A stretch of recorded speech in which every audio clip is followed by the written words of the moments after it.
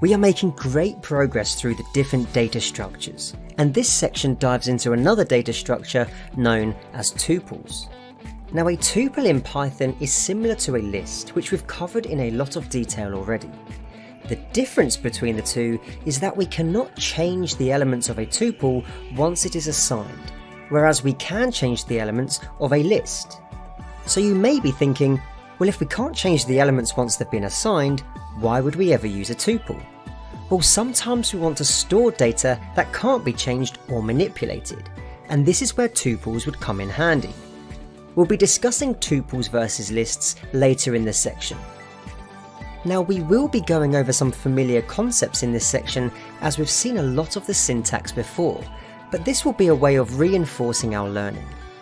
So let's start by seeing how we create an empty tuple. So we can start by creating a variable which will store the tuple object. So we can put my_tuple. We can then put an assignment operator, i.e. the equal sign, and then we can put brackets. So notice here these are not square brackets, they're not curly braces, they are standard brackets. Now if we put the my_tuple variable into the built-in type function, you can see we've created a variable of the type tuple. In the next video, we'll see what we can include inside of tuples. Now a tuple is created by placing all the items or elements inside of the brackets, and we separate each element by a comma, just like we saw with lists.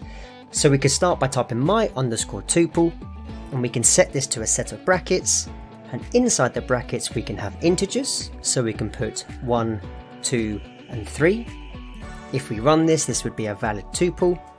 We can mix data types, so we can also have my_tuple_1, and we can set this equal to brackets, and then we can have an integer as the first element, so let's put 1. We could then have a string as the second element, so let's put the word hello. And then we could have a floating point number as the third element, so we could put 2.5. When we run the myTuple1 variable, we get a valid tuple. Now we can also have nested elements inside of our tuple. So if we now create a variable called my_tuple_2, we can set this equal to a set of parentheses, and then the first element may be a string, so we can put football. The second element may be another data structure like a list, so we can put in square brackets some integers, so 1, 2, 3. And then the last element, we can include a nested tuple, so we can put another set of brackets, and inside these brackets we can put our nested tuple elements. So we could have integers, mixed data types, strings, whatever we want. So let's just put 2 strings, hello and goodbye. When we print out myTuple2, we get a valid tuple returned. Now a tuple can also be created without using the parentheses, and this has a special term called tuple packing. So let's see an example as to how this works. So we can have a tuple called my_tuple_3, and we can simply put elements to the right hand side of our assignment operator separated by a comma, but just remove the parentheses. So let's put 1, comma, then we'll put a string of Spain, then we'll put a comma, and then we'll put a list of integers 1, 2 and 3. Now when I print my_tuple_3, you can see that we get a tuple returned. So even though the parentheses are optional, it is good practice to use them, as when you see the brackets it becomes more clear as to what the code is doing. Now interestingly, creating a tuple with one element may not work in the way you expect it to. So for example, if we have my_tuple_4 and we set this equal to a set of parentheses, and inside the parentheses we put the string hello.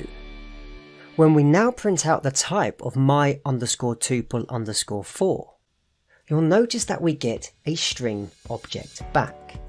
So in order to create a tuple representation of one element, inside the brackets we actually need to put a comma after the first element, even though we're not going to put a second element. When we now print the type of my_tuple_4, we return the type tuple.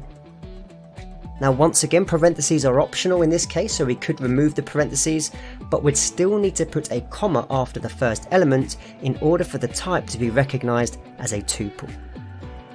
So in a very similar way to lists, we simply add elements to our brackets and we separate them by a comma. We can include any data type or structure, so integers, floating point numbers and strings, and we can even include other data structures such as lists or tuples.